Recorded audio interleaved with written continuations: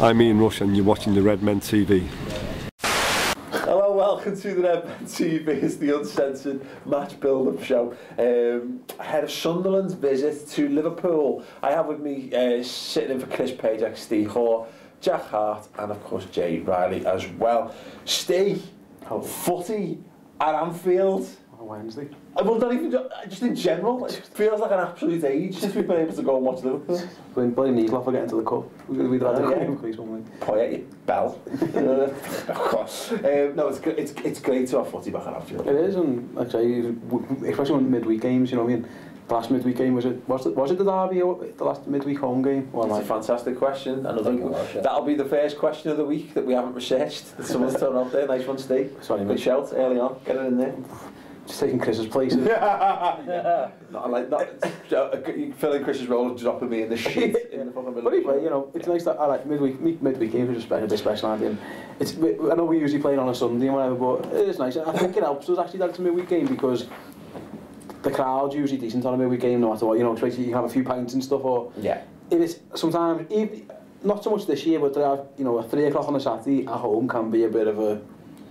Or especially an early game or whatever can be a bit of a down, you know what I mean? But I think the crowd, obviously with the importance of the game, the crowd will be up for it anyway, everyone's going to be up for it. But yeah, this is a, sorry Steve, yes, Jack, that was a great point that Steve makes there, something I was going to come on to, and it was my fear. We were talking about this last week and looking at the remaining fixtures for Liverpool. I felt that this game in Sunderland was actually, although it's not the biggest test on paper, I think with regards to atmosphere, it's the biggest remaining test because it's the last game that we, you know, guaranteed that the fans are going to get up for. But does the midweek, obviously, being a midweek, being a night game, it does sort of help out in that regard? No, yeah, I think it will. I was watching the Madrid-Barca game last night and I was kind of looking at it and thinking, oh, how nice it'll be to have, hopefully, lots more floodlit night games next season, and I should think people will be up for it on Wednesday night. I think the importance of the game, you can't not be. But this is but that worry does exist though, doesn't it, Jay? Is that we've talked about this already, we've actually talked about this before filming, this notion of like being a bit complacent or worrying about jinxing it, talking about teams that you should be beating and what have you. And if there's one weakness we have as a fan base at home, is that if there's a game that Liverpool fans expect us to win, we do struggle to get that, to ramp that atmosphere up without the players actually going and delivering the goods on the pitch first. Quite possibly, but with it being a night game, you know, it's going to be rocking, isn't it? There's no doubt about it, and the importance of the game as well. You know, to keep the momentum going, because obviously we're on a bit of a run, aren't we? And you know, every game's vitally important now. We've got to win every single game, and I think it'll be totally fine. Apparently, there's a march organised, isn't he, from about 6 o'clock onwards, Anfield Road, to just get everyone together, get in the grounds here, just to get an atmosphere going. Yeah, so I believe so.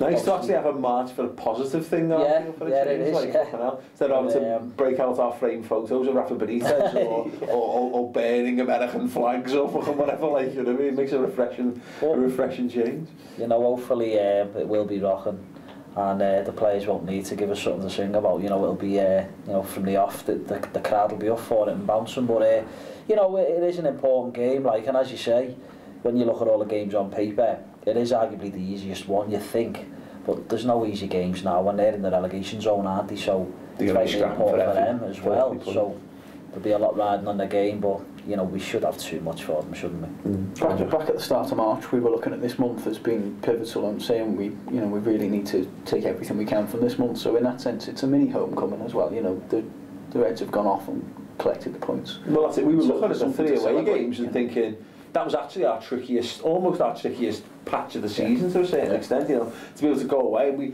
were talking at maybe 6 or 7 points out of those 3 would have been a very good return, Steve. You know, ultimately we've got the 9, but now we're going to, you know, we're facing Sunderland, we're on our home turf. Can't afford to fuck it up now, having done all that hard work. And I think that the poor start against Cardiff, that's the manager's team talk done right there. Yeah. What happened last time? You didn't have second gear. Look what happened. We were 1-0, 2-1 down. Yeah. So I think that's kind of the warning sign that, you know, we are the much better team. It's not even comparable. And we're at home, which helps. But if we don't start well, we're not the best defensive side. We went through that. So our team someone can cause us a problem. All it takes is a fluke or a corner or whatever. So that will have to be right on it. And I think having what happened at Cardiff, well, it's Rodgers' team talk done, isn't it? You know, well, you know, if you started that again, look what's going to happen. And it doesn't matter if it's home or away or whatever. Yeah. But like I say, the players won't need to get the fans up for it. Sometimes you get games where you need something to happen on the pitch. I think it'll be the fans who are getting, you know, we'll be right up for it. It's going to be booming, it's going to be electric in there, and hopefully the players inspire, and hopefully it puts the shit up Sunderland a little bit. But yeah, fucking A. And hopefully, all things being equal, hello cameraman. All things being equal, we'll be doing some. A lot of you asked for this. Hopefully, if we get the tech right in time, we'll be doing some interviews outside the ground as well. So keep an eye peeled for us. Right, Dave has got us this week's trivia question. It was in the form of a poem 2 weeks ago. It was in the form of a haiku last week. This week, by popular demand, it's in the form of a limerick. So here we go. With his brilliant celebration he came, but it got blunted with every game. So he went out on loan. As a player he's grown. Now his tally puts Aspas to shame. By now you're all probably bored, but he's not the only one to have scored. So who was the last loanee from our past as a black cat to have roared? Don't know, you fitted that in a bit, Dave, I'll be honest. I'm not sure it scans perfectly, Dave, but you can't fault the effort. Right, so for those of you not necessarily with Ireland, with a masters in deciphering the meanings behind lyrics, essentially, Barini is a Liverpool player. He's on loan at Sunderland. He scored goals. Who was the last Liverpool player on loan at Sunderland to score a goal? For Sunderland. Yeah. Go ahead. Answer at the end of the show. I'll obviously read that limerick again because it's total. It's pure. It's an internet sensation waiting to happen. Okay, we discussed on the Final Word show earlier, Jay, that sort of Liverpool's defensive woes to a certain extent. Obviously, back at home, we've come off the back of 3 wins. It was 2 clean sheets and then it all fell apart again against Cardiff. So the question is, you know, Sakho's back, he's fit, he came on as a sub at the weekend. Is it time for him to be restored to the start 11? I'm not too sure about that. It's possibly a good game to bring him in because, you know, Barini's arguably their best forward, isn't he? So I don't think it's arguable. I think well, yeah. Well, Fletcher's not bad though, is he? But he's been a little bit in and out this season. Is he injured? Injuries. It's a good question. Yes, thank you, Dave. They've just recalled Connor Wickham because they were struggling for strikers. Yeah. Now I'm loath because my instant reaction there was to launch into the quality of Josie Altidore. Josie Altidore, you mean? Oh, let's not Ian Marshall. Paul believes in jinxes. And no, I do. You know what? I think we're slowly starting to cast off a lot of these jinxes this season. Like with regards to like last week, we said Cardiff, there's a side we need to go and beat. And okay, we made a little bit trickier working with them, we should have, but we did. So fuck those jinxes. But when it comes to centre forwards, nah, you don't slag centre forwards who are maybe not in the greatest form of their careers at time of recording. Like, because the old story is, of course, that every time me and my cousin used to just slate Ian Marshall every time we played Leicester, and every time fucking Leicester played us, he fucking scored, didn't he? Like, you know what I mean? So we call it just to keep filling it, Ian Marshalling the centre forward essentially. But yeah, you're right. They're not possessed with a wealth of attacking talent, aren't they? To put it mildly. But that being said, we've already discussed it. You know, they're going to look to attack us regardless. So the question is it the right game for Sakho then? Do you think? Oh, possibly. I mean, I'd probably start him against Tottenham. So maybe this is a little. It depends if you want to play, 2 games in a week, doesn't it? Do you know what I mean? It depends how you look at it. I mean, it could be a good sighter for the Tottenham game and see if he comes through that okay, and then he'd be okay against Tottenham. That would be my thinking. If he's fit enough to play 2 games a week, then it makes sense, because to throw him back in against Tottenham... It could be Adebayor at the weekend, which Sakho, it'd be nice to have Sakho, wouldn't it, for that? Yeah, that's my thinking about it as well. If he's fit enough to play 2 games, it would be, to throw him in against Tottenham, and they might go 2 up front again because they need it's all up us for them, and really the last chance to lose. So I know Soldado hasn't been in the greatest form. We're not going to skit him because of Ian Marshalling. But so it's a throw him in at there. Sunderland might be able to run out, and that sounds like I'm not. I'm writing this game off. I'm not. but like I say, a home game against a lower league team, you know, side is probably the better way to bring him in. If the manager plans on using Agger for the Spurs game, then Agger should play this game. Yeah, I think there's my thinking on it, Jack, is of course is that if Daniel Agger plays and he plays a blinder, then he's going to have to start against Spurs under the way we know Brendan Rodgers to pick his sides. Whereas you've sort of got, I think Sakho's fit. He's been waiting there for his chance for a week or two now. This is the perfect opportunity to maybe sort of scapegoat Agger to a certain extent and give you the opportunity to get Sakho in. Wouldn't surprise me if we give Sakho the start with a view to him only playing an hour, if possible, so we get a look at them both, essentially. You know, we've seen Agger recently, we get a good look at Sakho for the hour. The only concern, I think, is Sunderland's most informed player over the last few months has been Johnson on the right-hand side. Whether you want to make that change right now after Flanagan's had a rough game against Cardiff and have Flanagan and Sakho playing together for the first time in quite a while. Maybe bringing Johnson over helps there, actually, and, you know, switching the fullbacks, but that's going to be where the threat comes from, I think. I think from a pure defensive perspective, I actually quite like Flanagan up against Adam Johnson, to be perfectly honest. And I know there's probably some Sunderland fans watching this, or fans of other teams, probably belly laughing at this notion, like, but I think I think Flanagan's our best defensive fullback, you know what I mean? And if you look at it, Adam Johnson's going to be looking to cut in, then it fits naturally enough. Yeah. And he was in that Arbeloa, Mark and Messi at the new camp, kind of all being in a much lower quality. I was about to say, general way. You just compared Adam Johnson to Messi. And Flanagan to Arbeloa, like, yeah, which he didn't pick up on. No. I'll leave that. I'll let Flanagan and Arbeloa a similar note. I don't fucking start tweeting me saying they're not. But I agree. It makes sense. I would personally bring Sakho back in. Yeah. If I'm picking Liverpool's best team to win games, for me Sakho's in it. But like I say, if you can't play 2 games in 4 days, I can't count, whatever it is, then you know you've got to 5 days. Then you wouldn't gamble it, would you? But I'd like to see him in. And like I say, if he's fit and he's not played football for that long, there's no reason why he shouldn't be capable of playing 2 games. I'd play him, and like I say, not only with a view to the Spurs game, just because I think he lost his place due to an injury. His form was good, and Daniel Agger, you know, obviously we had 2 clean sheets and we defended as a team well. He hasn't sealed it, has he? I mean, he hasn't stamped that position and said, that's mine. Well, as we said on the final word show, and let me know your thoughts on this if you're watching home in the comments underneath. I've not seen enough of that supposed quality of Daniel Agger this season at all, really. You know what I mean? Even though, as you say, we got 2 clean sheets out of the last 3, which is probably as many clean sheets as we've ever had back to back this season. Like, I've not seen anything there that suggests Daniel Agger is head and shoulders the best defensive or is guaranteed a place in that team. Some players, you know, Sterling pretty much nailed himself as a starter or an impact sub when Sturridge got injured, and you know Flanagan nailed himself in when Enrique and Johnson were out. Yeah. I don't think Agger's nailed himself down to it. He hasn't been that good to say Daniel Agger's in my team. Where Flanagan now, even if Enrique was fit, Flanagan would still play. Yeah.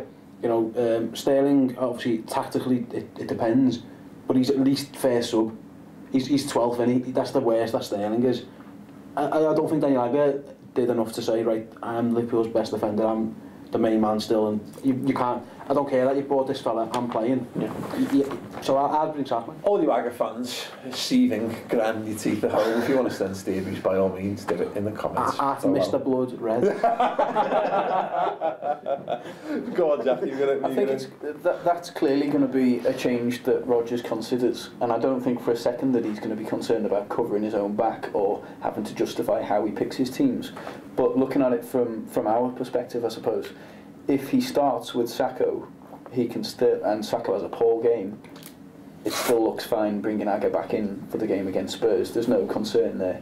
Whereas if Agger has another poor game from the start and then he's forced into making that change afterwards, it looks a lot more problematic, I think. Maybe, I'm not sure I fully agree with that. I don't think it looks great on Sakho if he comes in and gets immediately bombed straight back out again, but because I think you do need to, at some point you've got to establish some continuity, and that is probably the big plus point to keeping Agger in, is that that pretty much is our most settled back line now. If you keep them in for another game, probably by the end of this week, if you've kept Agger, Scale, Flano and Johnson as your back 4, obviously 5 of Mignolet, then That's it. We'll know. I think we'll know conclusively by the end of this week whether it works or not. I just don't think Rodgers fancies Daniel Agger.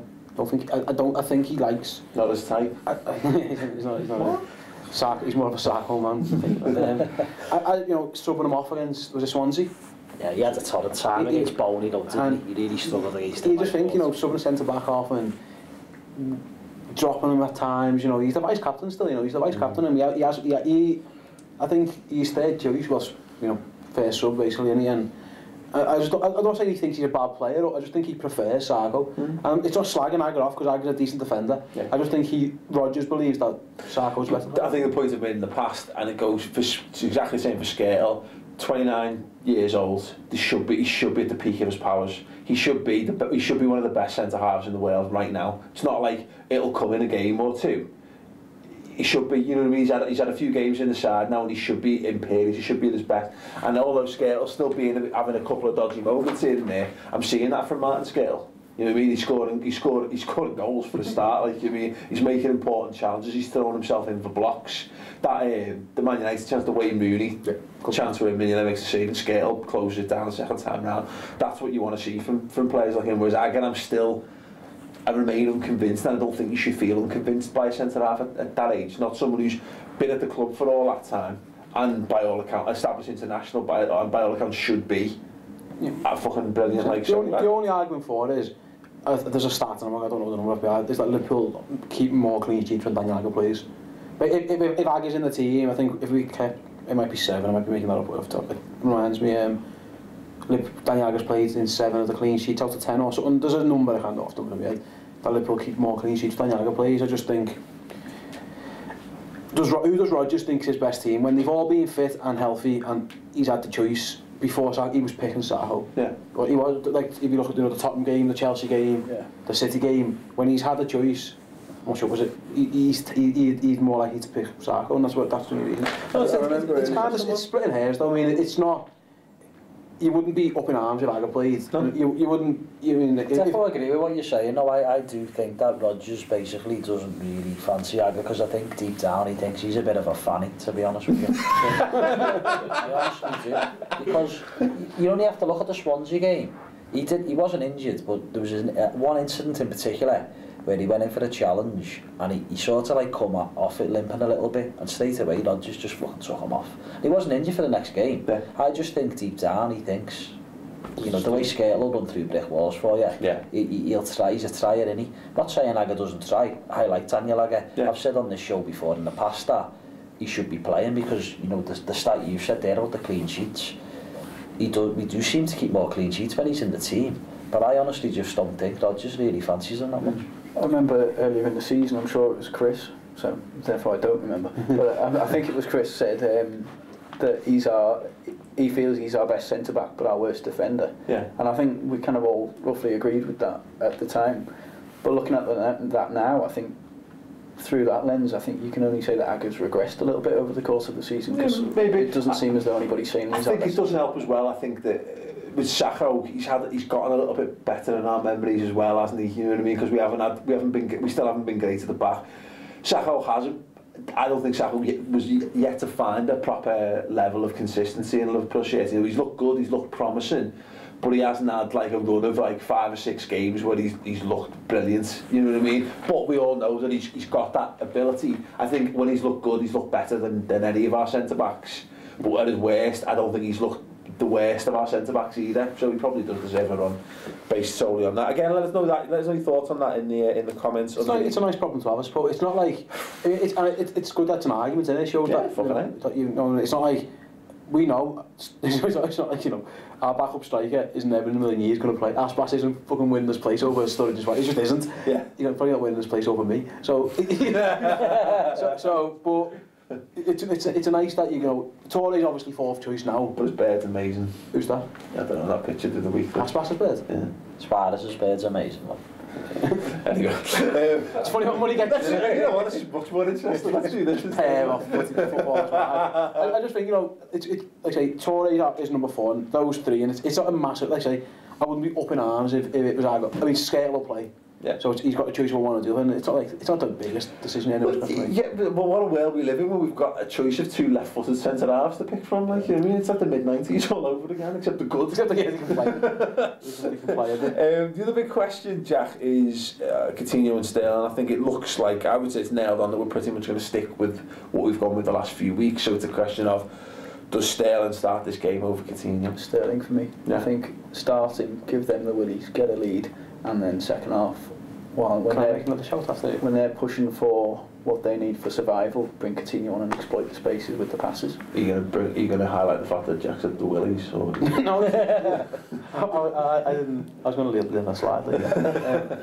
But I was thinking, if it was me, I'd play both of them and I'd play both. I agree. I totally agree with that. And the team that beat Arsenal and Everton, go back to 4-3-3. That's what I would do. Yeah. I don't think Sunderland are going to overpower us in midfield. I think I would imagine that Gerrard and Henderson as a 2 with Coutinho in front would be able to do enough, and their defence is pretty average at best. So that's what I'd do. I mean, I don't understand why would we need a diamond against Sunderland when they're probably going to play as a callback on the left, I think, and he's more of a midfielder now. He's doing a job defensively. I don't think they're going to come and try and win the midfield battle. Yeah. I would go for. I'd do the. It's almost like you've got a home formation and an away formation at the minute. It might be. Yeah. The diamond's more suited. I don't think the diamond suits us at home. I don't think we necessarily need Joe Allen on the pitch to beat Sunderland. Yeah. So I can understand why he's played in the last few games, because too much industry in that midfield and not enough creativity. You might as well put more attacking players on the pitch at Anfield. Yeah, that's what I'm saying. If it looks like they are, like he done against Villa, for example. We end up drawing that game, but I think we'd still. If he makes the change earlier, we might have benefited. Rodgers will know now. It isn't hard to make a sub or to change formation back. You can even go. You can do the diamond with Coutinho and Henderson as your 2 midfielders with Sterling in front of them if you need to. Yeah. So I will go back to the 4-3-3 again and just. It worked against Arsenal, it worked against Everton at home, it worked pretty much all the time. Let's just go and do it again. The only concern I have with having Coutinho and Sterling and then ultimately Sturridge and Suarez on the pitch is, what if you got off the bench if you need a goal? Now, of course, logic dictates we shouldn't need a goal because we score that many goals and we're playing relegation fodder in Sunderland. Well, exactly. There you go. An ash pass. Yeah, Moses and ash pass. Just what you want, isn't it? Rodgers on the touchline shouting for Agger and Victor. Looking up at the clock, looking up at the scoreboard, time's ticking away. Liverpool need a goal to get the title challenge going. Victor! You can imagine us, 1-1 last minute, and we're desperate for a goal, and you see the manager making a sub and that's what really helpful, and he goes, you know, fuck it. Colo!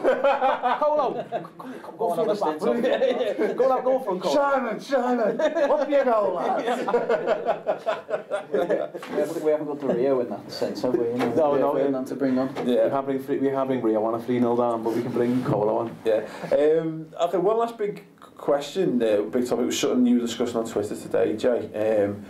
Gerrard, 1 yellow away from suspension. Is it right that it'd be a 2-game ban if you got it? There was a bit of confusion, wasn't he, because he never actually served a ban, for the five yellows earlier on, because obviously they have the amnesty period, don't they, where it changes over and it goes to like 10. So there was a bit of confusion, but it's definitely a 2-match ban. So effectively there's 4 games to go now before that gets, jibbed. So basically we've got these games coming up at home, then the away game against West Ham and the home game against Man City. So effectively, if he gets booked on Wednesday night, he'll miss Spurs and West Ham. But then the knock-on effect is he could get into a situation where he misses Man City. Yeah. So it is a little bit of a concern, isn't it? Yeah. I can see a booking for dissent then. Well, that's what I mean. We're looking for a tactical Dirk, Zabi. We've seen it. The Dirk was amazing, wasn't it?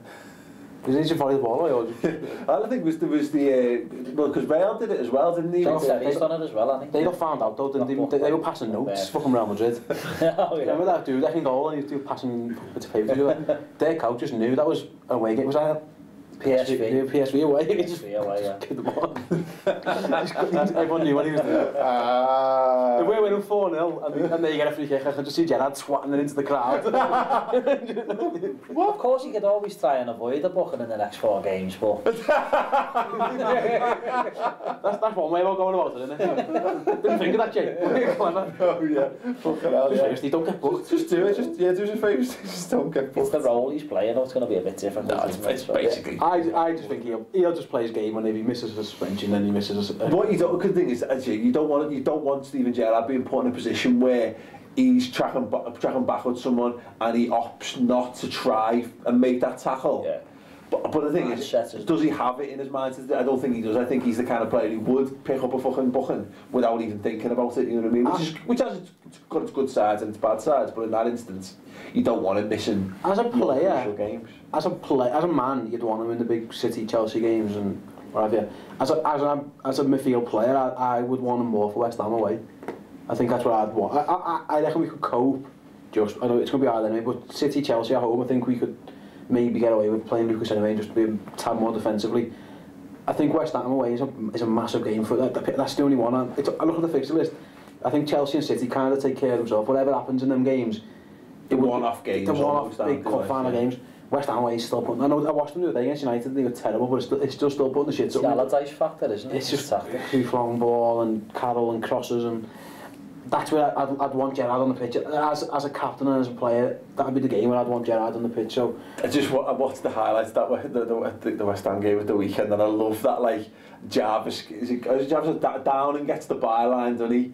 And just floats this ball to the box, and you're watching in slow motion, just waiting for the fucking long-haired elephant to fucking trounce into the fucking middle of the box and fucking leap, and then I probably wasn't even in slow motion. It was probably Carroll running full tilt, and he gets up there and powers the header in. You're like, oh, right, there we go. Another one of them forwards, though, where you think, you dare shape at anything. I'm getting it all out of my system now. It doesn't count as the two games. That's the concern, and is he going to come back to haunt us, or, you know, he's fucking garbage, isn't he? But get him the World Cup either way.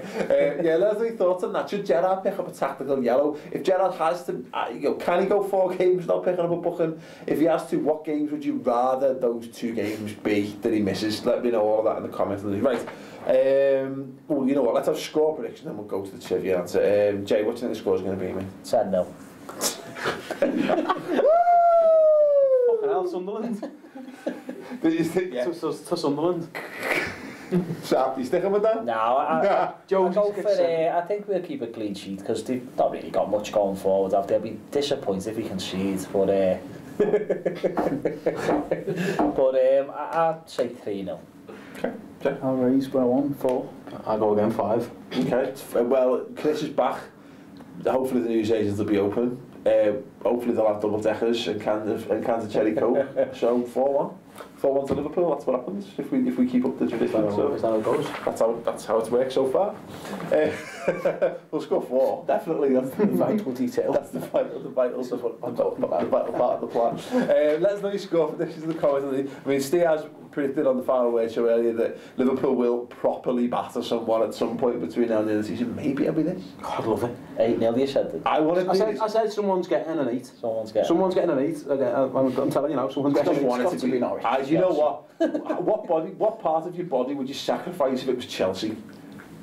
Let me know that in the comment section. What part of your body would you give away for us to beat Chelsea 8-0 at Anfield this season and obviously ultimately go on and win the title? Let me know in the comments underneath. It's not really any, to be perfectly honest. Like, even I quite like most of me. I was going to say, I'm quite fond of me. There's some extra bits that I could drop here and there, but don't mean any necessarily specific. An appendix, maybe. You can have no kidneys, probably a lot to give. Anyway, let us know your thoughts. What body part would you give up? I'll give you Just fuck all left anyway. I'm clinging on to these bits, you can have it. Right. Okay, those of you who stuck all the way around, so you want to know the answer to the trivia question, I will read the question again in the form of a limerick. Okay, let's go back to the start because it was excellent. With his Blade celebration he came, but it got blunted at every game, so we went out on loan. As a player he's grown, and his tally puts Aspas to shame. Okay, now this is where we find out if the second part does scan quite as well, because let's go at it full pelt. By now you're all probably bored, but he's not the only one to have scored. So who was the last loanee from our past as a Black Cat to have roared? Dave, it's not quite right, is it? Okay, so basically the question is, who was the last Liverpool player? Who was the last Liverpool player on loan to Sunderland to have scored a goal for Sunderland before Fabio Borini? Shouts. I think we've had this conversation already, haven't we? We believe, or rather Jack believes, because he was the one who proffered that this is a question this week, that it's Tony Latalik. Or Anthony Latalik, to give him his official title. I've got no idea. That's right. I remember him playing for Sunderland. He definitely played for Sunderland. He was definitely on loan. He definitely scored. Although, yeah, apparently so, scored 4 goals for Sunderland. I wonder if Sunderland fans, if you're watching, do you remember any of that? If there's anyone else, feel free to attack at HeartJack on Twitter for that one. No, thanks very much. If you managed to get that right, then obviously well done. You've got a fantastic Liverpool trivia knowledge and or top Google wiki abilities. Okay, right, we're going to wrap that up there. Thanks very much. You all right? Yeah, good. Thanks very much for watching the show. If you go into the game, do keep an eye out for us. We'll be doing some post-match interviews, hopefully around and about the ground as well. Don't forget to give the video a big thumbs up as well, as I did with the match reaction. Do it now. I'll wait. Good, thanks. Don't forget to subscribe to the YouTube channel if you haven't done so already, and if you like the video, don't forget to share it on Google+, Twitter, Facebook, etc, etc, etc. And if you want more Redmen TV goodness, go on to the redmentv.com and check out our exclusive extended subscriber shows full of awesome content and more sticker than you can shake a stick at. But if that's not enough for a selling point, I really don't know what is. No, I agree. Is there any evidence? What? Of anyone, you know? People often shake sticks at me. It's free for a month. What else are you going to do? Check it out, and if you don't like it, you can fuck it off. But what's Chris saying? You lose that money going. You've lost more running for the bus. I was going to say, but then I didn't know what it was. But then you fucked that up. Haven't you? Yeah, You know what I mean? Anyway, Chris will be back next week. It's the last chance you'll get to see Steele. If you want, on the list. If you want to hear more from Steele, because he won't be back here anytime soon, go on the midfield.com and check out the podcast as well. Anyway, thanks very much for watching. Thanks very much for joining us, and good night. Ta-ra. Oh man, got your Red Bull? Stay awake, stay awake. Stay awake. And we're all ready for kickoff here at Old Trafford.